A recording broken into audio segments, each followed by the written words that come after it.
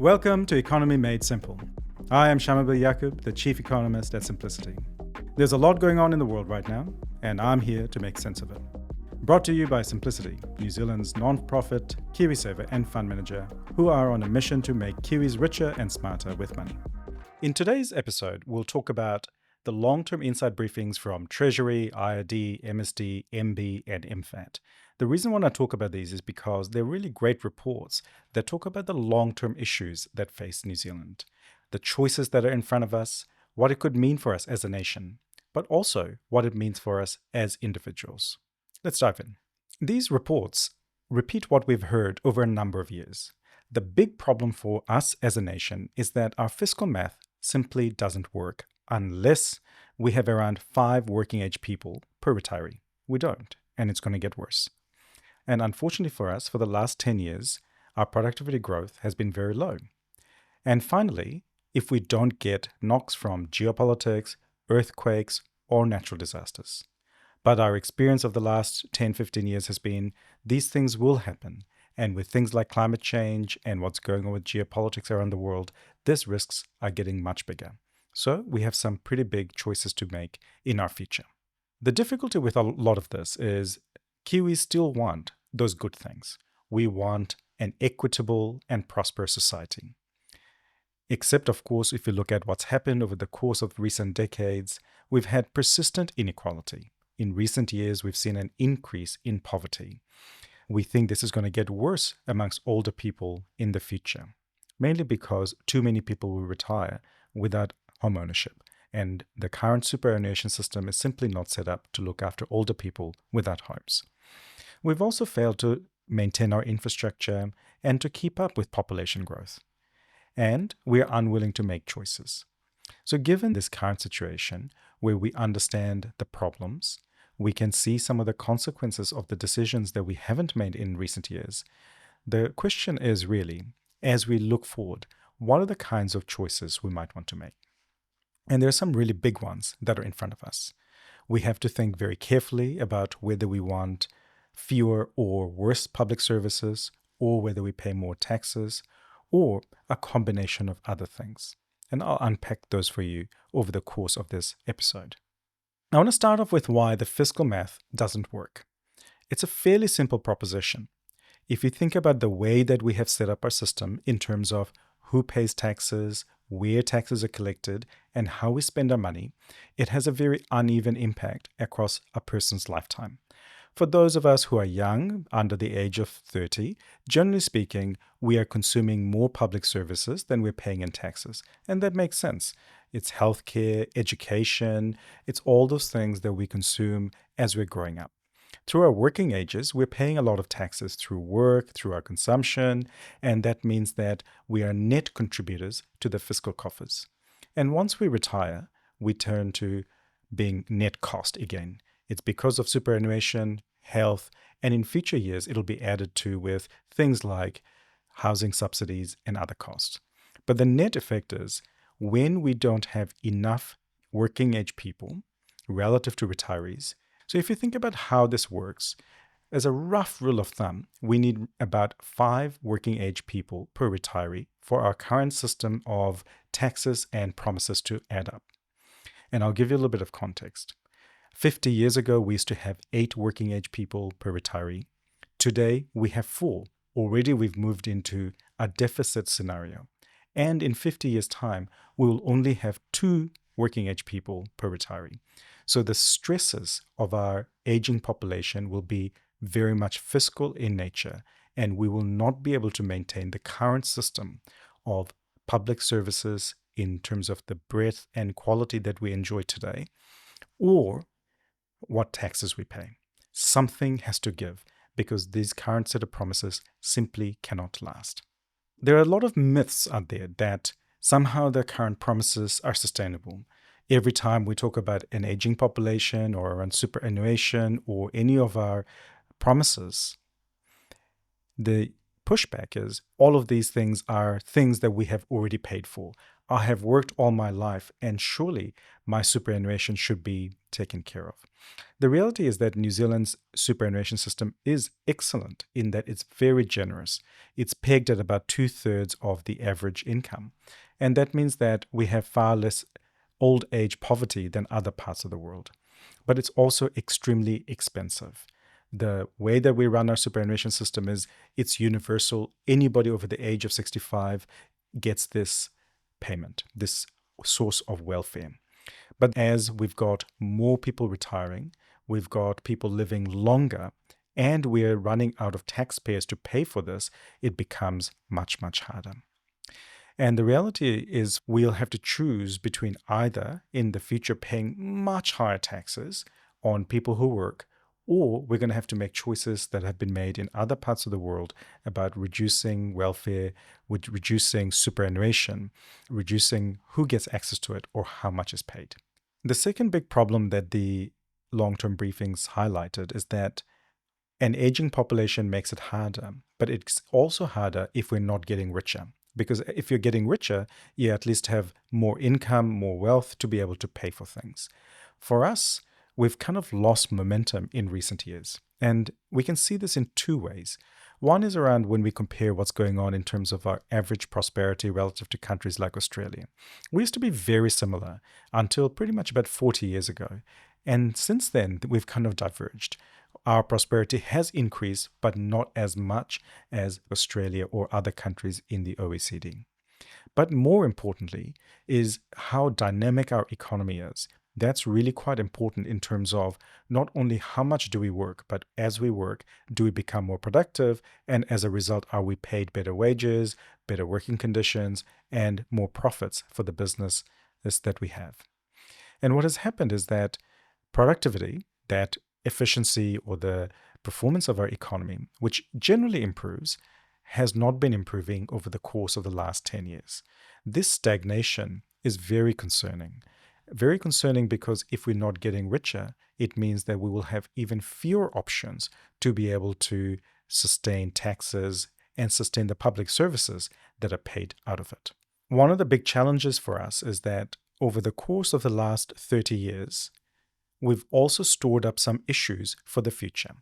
And one of those things is the infrastructure deficits. What has happened is that pretty much since the 1980s, through that period of economic reforms, we fell behind in our maintenance of the infrastructure that we have and keeping up with the changes that has taken place since then, whether it's in terms of the shift in the economy and population towards places like Auckland, moving away from manufacturing towards services. We've not quite kept up with how the economy has shifted. As a result, there is this kind of big backlog of work that needs to be done. And this infrastructure deficit means it's going to be harder for us in the future to be able to unleash the economy, but also for the burden of the things that need to be maintained. So one example is what has happened in the local government space. In local government, we have been promised that we will have lower rates, and that has quite often been funded by deferred maintenance. We chose not to maintain our assets so that we could have less expenses right now. But that comes due at some point in time.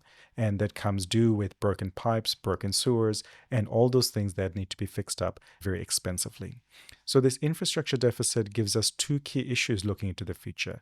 One, in terms of not having the kit that would make our economy and our society prosperous.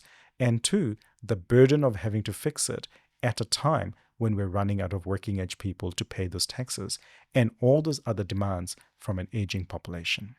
And the final leg of where some of the big issues are coming is from geopolitics and from climate change.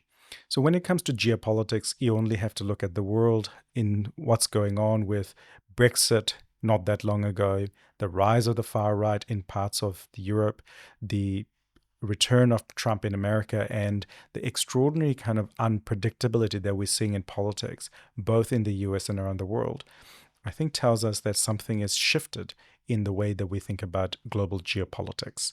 And that is a really important driver for New Zealand because we're a small country. Yes, we are far away from the rest of the world, but we are reliant on the world through trade, both for the imports of goods and services that we enjoy in New Zealand, but also to be able to export the stuff that we have.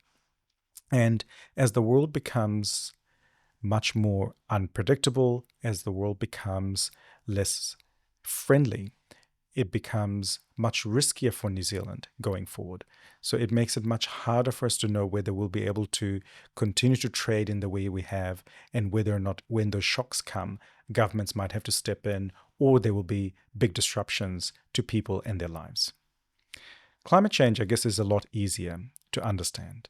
When you look at what's going on with climate change policies, both around the world and in New Zealand, they are currently in retreat, even though the impacts of climate change are becoming more keenly felt through more frequent fires, more frequent storms, larger storms, hot weather, cold weather. All those mean that we are going to see significant impacts in the way that we think about our place, our assets, and our communities. So the big issues that are coming at us are not entirely new.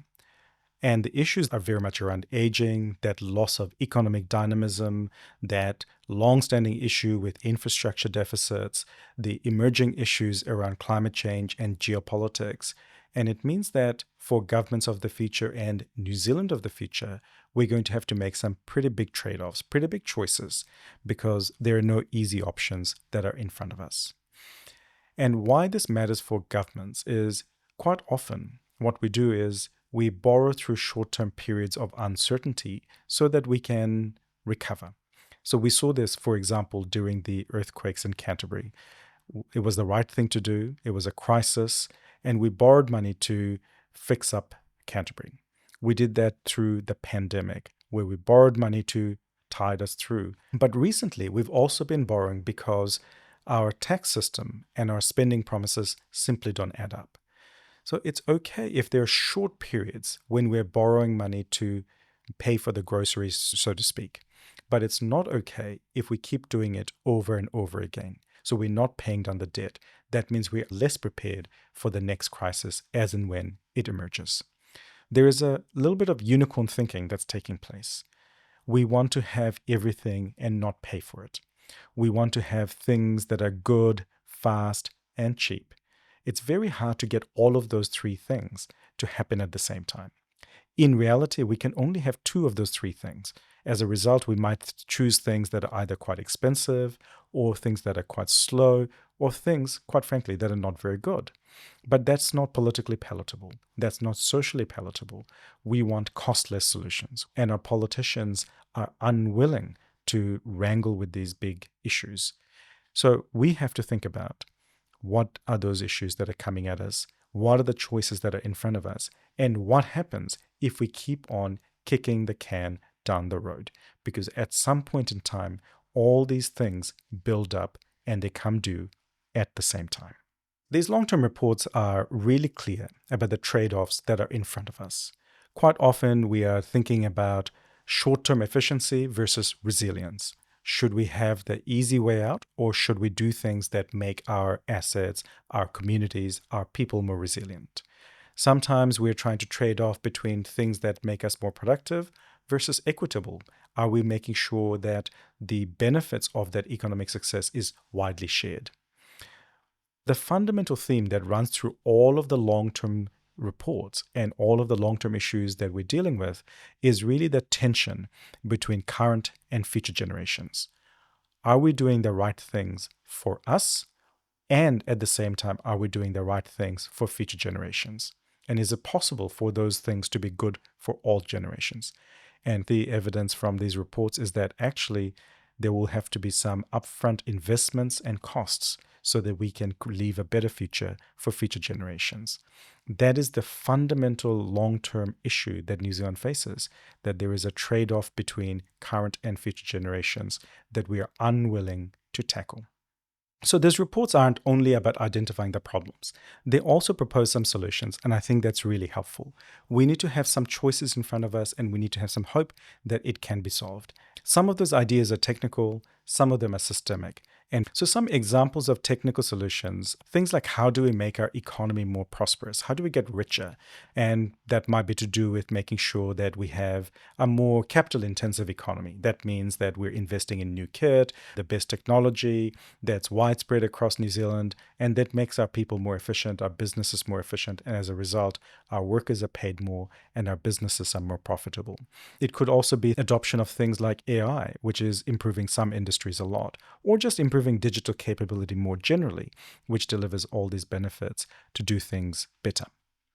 It's also thinking about how do we make resilient infrastructure, whether it's our roads, our power systems, our telecommunication systems, making them resilient to future climate events is going to be really, really important and things that we need to work on. We also need to think about how do we make sure that we look after older people who need it. Can we somehow design ways of looking after people we know are going to retire without their own homes, might be in sicker and less well health? And for those people, they might need different kinds of services, different kind of support than we have at the moment, which is very much designed around universality and one size fits all. And it might be that we need to think about a more Australian system of means testing so that half of the older people get better care from public services and other half look after themselves. And it might also be things like housing and workforce issues, and how we think about our fiscal solutions in terms of increasing taxes, doing away with public services that are not valued, are not efficient, and could be done differently. There are also some really big systemic issues that they put forward, which I think is really helpful for us to grapple with. Like, how do we diversify our economy so that we're not too reliant on one type of industry, one type of technology? Can we do things around how we think about getting political consensus, cross-party agreement around how we think about fiscal issues? Can we have an independent fiscal institution that can provide a bit more clarity, a bit more independence, so that all the information about what's happening with public finances is not filtered through politics, but is much more technical in nature? The thing is, when we talk about these issues in the abstract, I think we can all agree broadly. So when we say statements like, we should build fiscal space now, we should make sure that the government is not spending and taxing in a way that's unsustainable, I think we can all agree to that. Where the disagreement comes is how that's done. I don't want to pay more taxes, or I don't want my services to be taken away. Whatever it might be, when it comes from a generic statement to that specific thing of what happens in terms of policies, it becomes much harder. I think we can all agree that we should prioritize productivity interventions. And what that means is make sure there is encouragement for people to go to education and training so that they are the best that they can be, that there is more investment in the best technology. We should reinvest in infrastructure because that's essentially the lifeblood, the arteries of society. If we have good infrastructure, we can go ahead and do these things well. But how do we pay for it? Because as we discussed before, when it came to maintaining our local infrastructure in local government, we chose not to maintain them in favor of rates reductions. We want to reinvest in infrastructure, but as long as it doesn't cost us. One of the biggest things that comes through in all of these documents is we should strengthen our system of government, whether it's our politics or our government departments, so that they are much more suitable for long-term resilience. So much of the conversation in business, in public spheres that I'm engaged in is about how do we lift our sights and become more long-term? Because we know that there is too much competition between silos, there is a lack of coordination, and we seem to all have the kind of broad intents that are correct, but we don't have the ways of working together that actually gets us to that long-term resilience and to those long-term outcomes. So as you can see, the documents clearly identify where the issues are. They provide some ideas and solutions that we can also agree with. But the key themes that come through also have some gaps. What it doesn't tell us are three things. First, these reports don't seriously deal with one critical safety valve, immigration, and the second critical safety valve, which is KiwiSaver. And those two things are, I think, really, really important in terms of things that we have to deal with and we could take advantage of if we're prepared to do so. And the third thing that these reports don't really tell us is how do we do these big things? First, the issue of immigration. Immigration can be a safety valve for New Zealand into the future. If we don't have immigration, our working age population, those aged between 15 and 64, will in fact shrink from here on in. And that would make our fiscal decisions much more difficult to deal with. Those stresses, I believe, would lead to very significant political and social upheaval in New Zealand. But immigration is not an easy topic to deal with. Immigration quite often gets conflated with a lot of other issues, but there is one thing that I want to pick up on, which is the idea of social license. In New Zealand, about half of Kiwis say that immigrants make good citizens. The comparable statistic for Australia is 92%.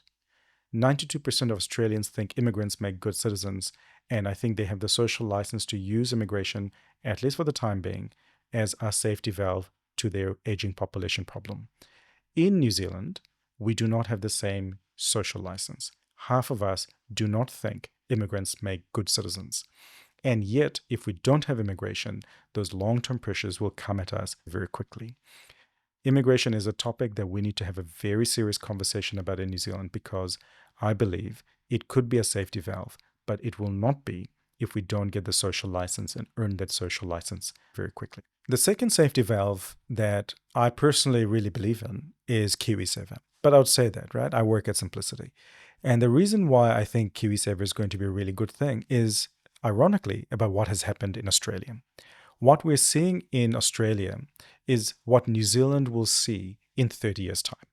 So their compulsory superannuation scheme has become a really, really big source of resilience. It has become a source of resilience in terms of income. So 40% of Australian retirees can now do so independently. But along the way, the money that they have saved, those assets that they have accumulated, have not only been invested in financial markets, but they've also been invested in nation building in Australia, in their infrastructure, in their businesses. And it's made their country much more prosperous.